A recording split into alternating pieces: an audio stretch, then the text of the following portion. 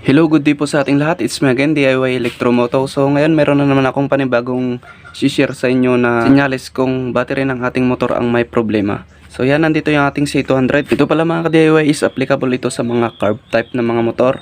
At higit sa lahat dito sa ating Z200. So yan, ito yung kadalasang mga problema ng mga mayroong C200 o kaya GPR. Marami akong nababasa sa group na ayaw mag-start yung kanilang motor, yung mga push start na electric starter, at saka yung mga kanilang mga dashboard nawawala, at saka nasisiraan bigla sa mga daan na hindi nila ma-start yung kanilang mga motor. So bago ang lahat mga DIY, don't forget to subscribe sa ating YouTube channel at intro muna tayo.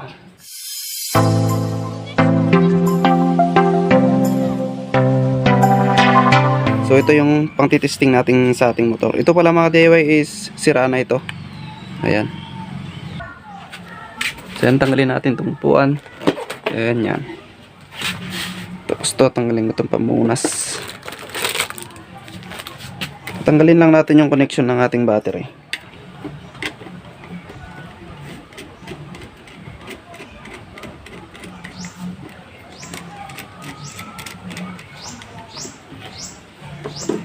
So yan, ito yung bago nating battery. Kahit mumurahan yung ating battery, basta naalagaan siya.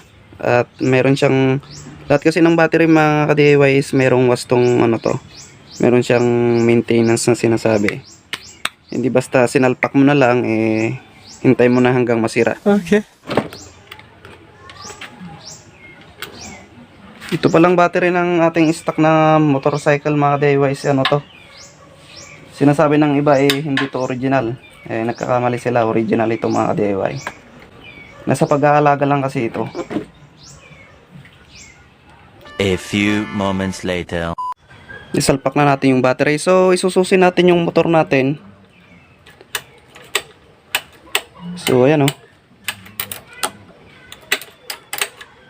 Kung makikita nyo, mayroon siyang neutral na nakalagay doon. Tapos may litra siya na ganyan o. Hindi nawawala yun o. Nawawala yung may display siya kahit naka-power off siya. Yan, nagluloko-loko. Ang nasa isip natin agad ganito is maisira yung ating mga connector o kaya yung dashboard natin. At saka yan o, may neutral siya. Yung iba naman is meron siyang ilaw na konti tapos mamamatay, nagaganyan siya, nagluloko-loko. So ayan, kaya isa yun na sinyalis na yung battery natin ang may problema. Pero wag nating iisipin agad na battery natin ang may problema. Yun ay isang sinyalis lang mga ka-DIY. At pangalawa, kung battery ang may problema is i-switch on natin siya pagkasusi natin. Tapos i-kickstart natin mga ka-DIY. May start natin yung motor natin ng kahit walang battery. Gagamit tayo ng kickstart. Yun ang kagandahan sa ating motorcycle. Kasi yung push start hindi na siya gumagana. Yung iba, pag pinush start nyo na siya is lumalagitik lang yung relay niya. Merong nag-click sound. Tapos parang aandar yung starter niya pero hindi niya mandar. Ibig sabihin nun, weak na yung ating battery at saka o kaya ay kulang yung supply. So yan o. Nawawala-wala siya. Nagluloko-loko siya. Yan o. So start natin yung ating motorcycle. Kickstart ko lang.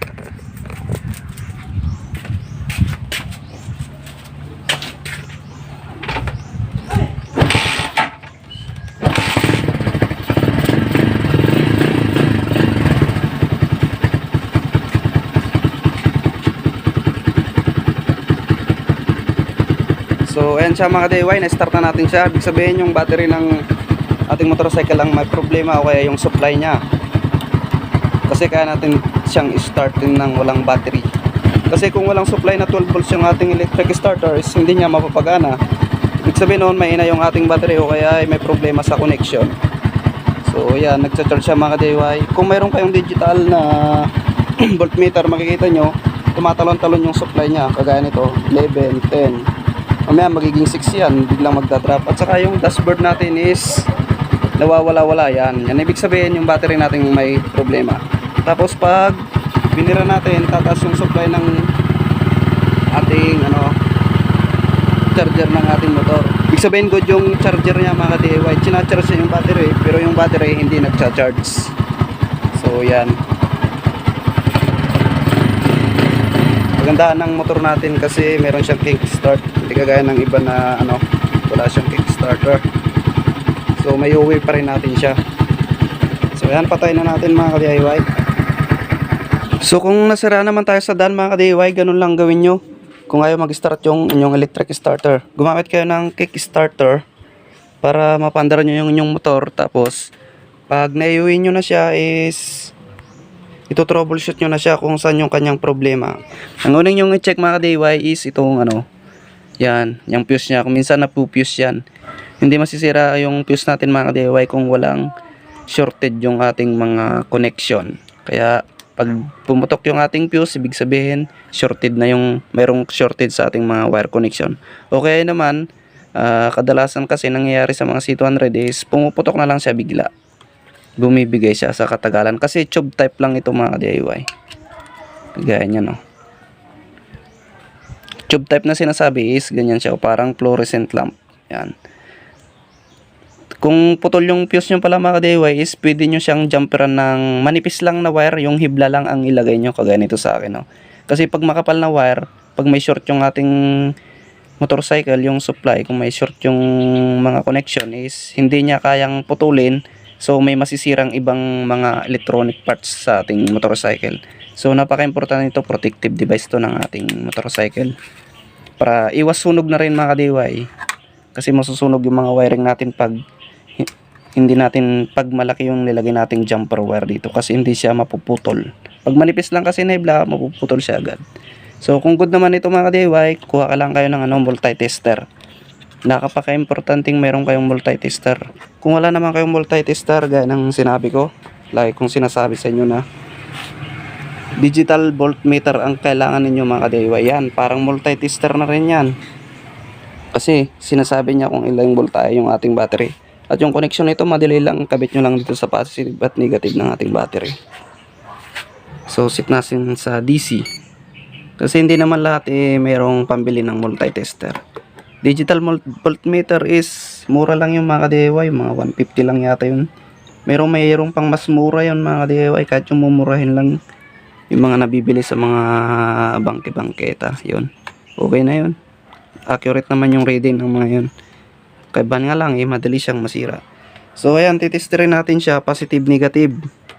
Kung voltmeter naman, yung positive na wire, ilagay nyo dito, tapos yung negative dito. So yan, meron siyang 8 volts.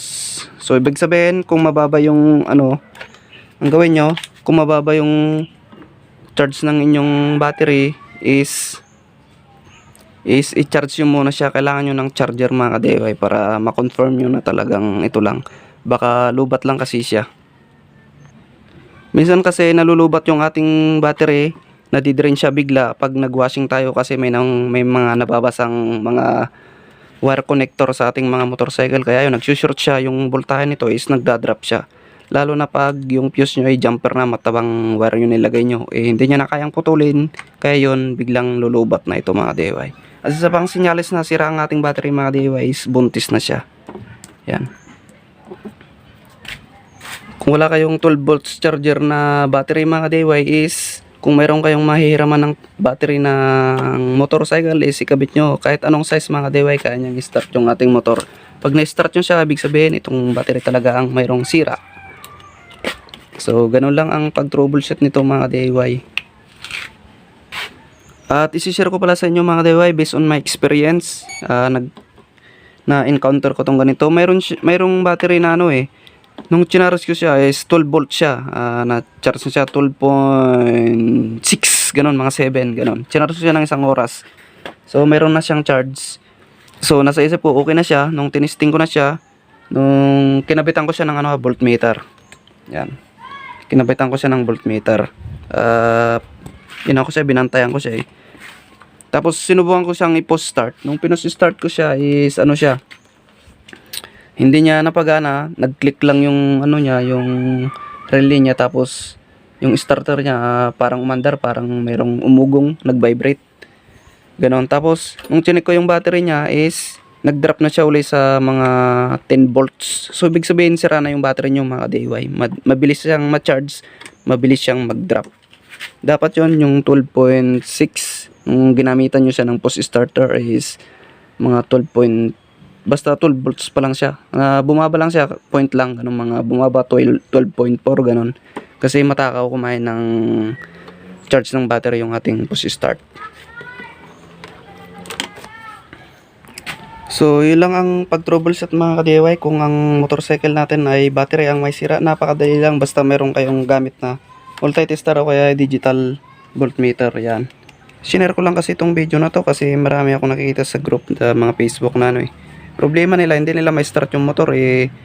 Gumastos pa sila, akala nila ignition switch, nagpalit sila ng ignition switch, saka kinalkal nila yung mga wire nila, hindi nila tinignan yung kanilang battery. Yung palang may problema, mapapagastos pa kayo mga DIY. So yan yung mga kadalasang sira ng ating motorcycle, battery mga DIY. So salamat po sa inyong panonood mga DIY, salamat po sa pagsuporta sa aking YouTube channel, at God bless po sa inyong lahat.